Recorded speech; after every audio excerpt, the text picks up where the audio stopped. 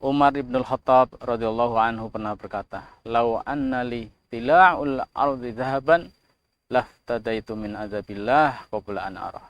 Sekiranya aku memiliki emas sebesar bumi, akan aku jadikan untuk menebus diriku dari azab Allah sebelum aku melihatnya.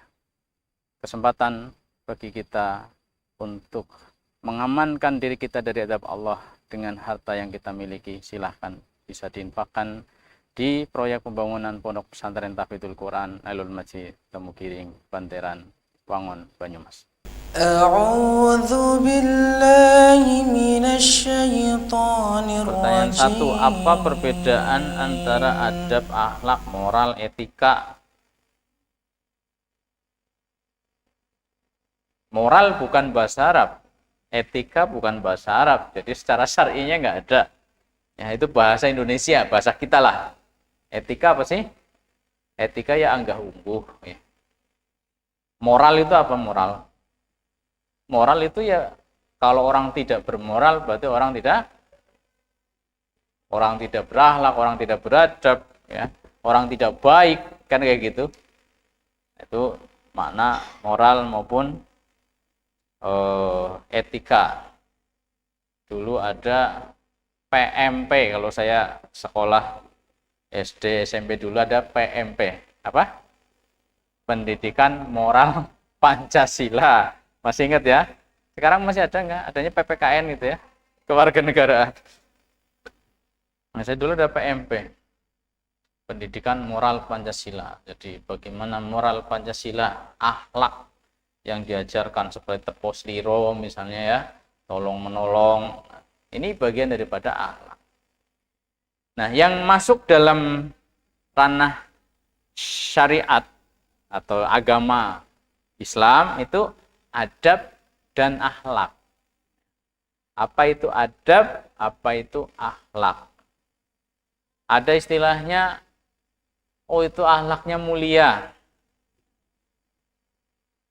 Kemudian, oh anak itu adabnya bagus. Gitu. Biasanya disebutnya adabnya bagus. Akhlaknya mulia, akhlaknya luhur. Apa itu akhlak? Apa itu adab? Ini berkaitan. Antara akhlak dengan adab itu berkaitan. Artinya akhlak itu sebenarnya semua agama itu akhlak. Akhlak itu cakupannya sangat luas. Makanya Rasulullah SAW bersabda, innama bu'itsu liutammima makarimal akhlak. Aku dibangkitkan tidak lain hanyalah untuk menyempurnakan akhlak. Loh, mana tauhid? Mana ibadah? Ya, kok di sini disebutnya akhlak? Karena ternyata akhlak ini menjangkau semuanya. Tauhid masuk di dalam akhlak. Ibadah masuk di dalam akhlak. Bagaimana masuknya? Begini. Jadi orang itu tidak berakhlak kepada Allah kalau dia tidak bertauhid. Begitu. Orang akhlaknya berarti rusak. Akhlaknya dengan Allah rusak kalau dia tidak bertauhid.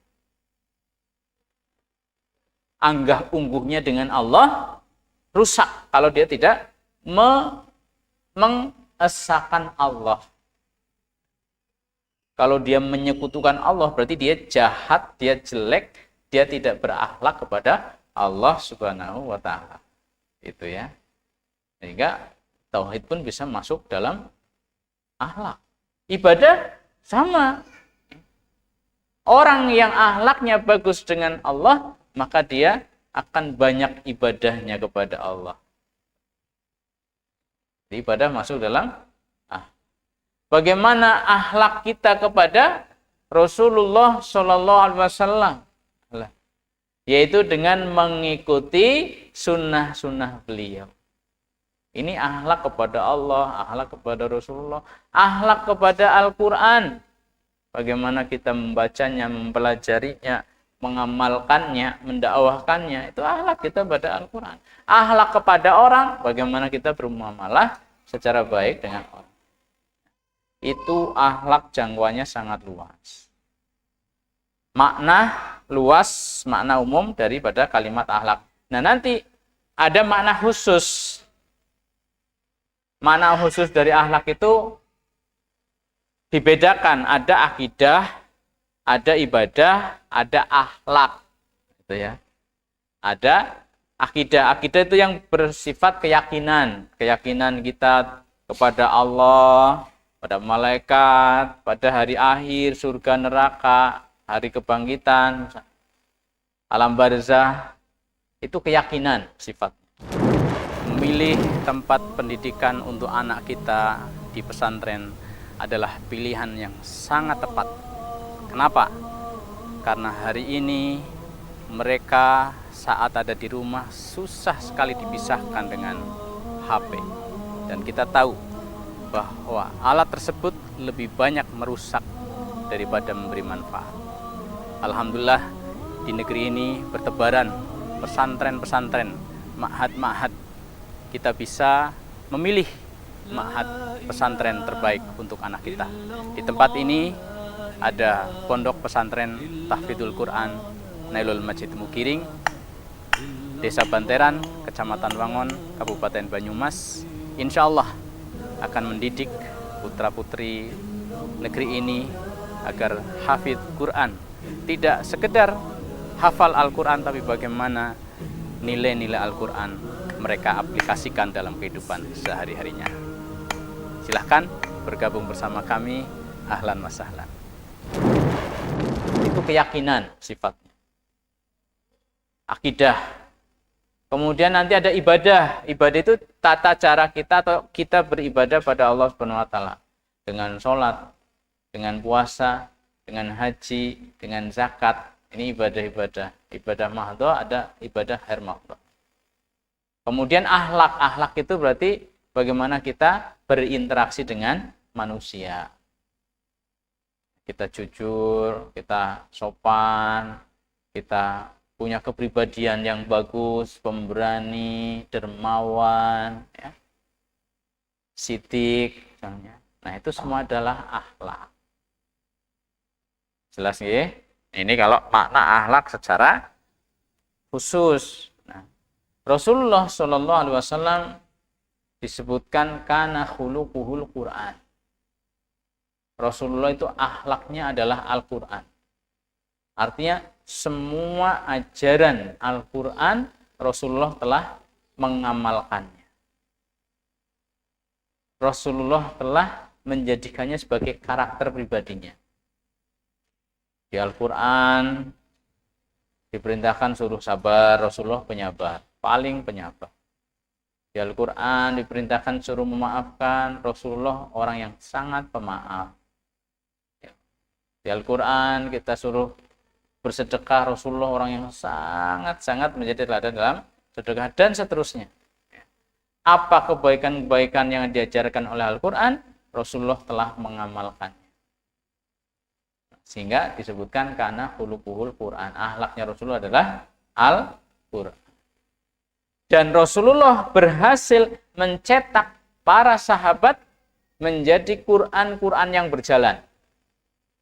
Artinya menjadi Quran yang belajar apa? Karakter para sahabat itu mirip ya dengan karakter Rasulullah Shallallahu Alaihi Wasallam. Seperti yang diajarkan oleh Al-Quran, mereka berlomba-lomba untuk mengamalkannya. Ini generasi terbaik umat Muhammad Shallallahu Alaihi Wasallam, yaitu generasi sahabat. Nah, kalau adab bagaimana? Adab itu kalau dibandingkan dengan akhlak, maka adab ini bagian, ya, hanya sebagian. Akhlak itu lingkaran besar, adab itu lingkaran kecil. Adab bagian daripada akhlak.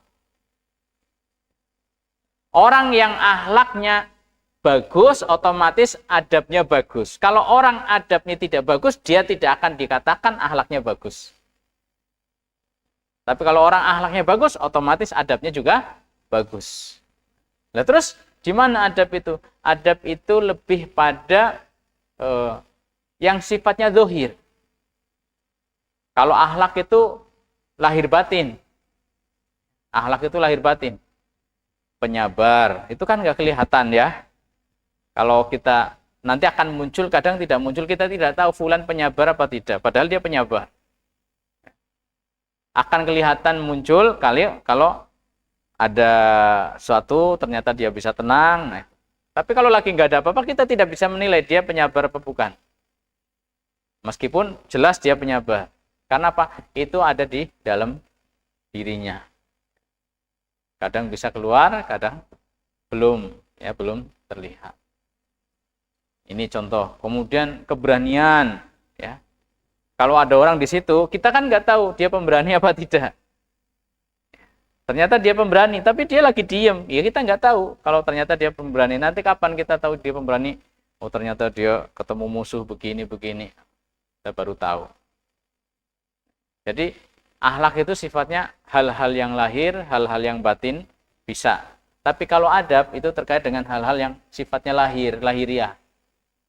Misalnya adab makan. Adab makan berarti bagaimana makannya itu sesuai dengan sunnah, sesuai dengan sopan santun yang ada di masyarakat. Urf. Itu berarti adab makannya bagus. Bagaimana adab dia pada orang tuanya. Baktinya sama orang tua, anggah ungguhnya sama orang tua. Bagaimana adab dia dengan orang tua. Orang tua artinya orang yang lebih tua umurnya, ya, sopan santunnya itu adab. Bagaimana kalau ada di majelis, ya, ada di rapat-rapat, ya, seperti apa sikapnya, itu adab. Dan adab ini sangat penting. Kalau akhlak itu kejujuran, artinya tidak bisa dibuat-buat. Akhlak itu kalau dibuat-buat, berarti belum jadi akhlak.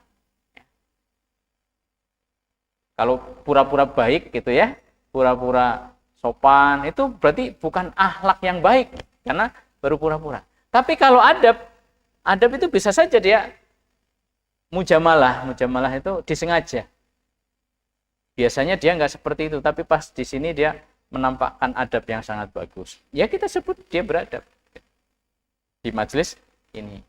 Nah itu beberapa perbedaan antara adab dengan akhlak, ya, kurang lebih sama lah kurang lebih. Wallahu a'lam bishawab.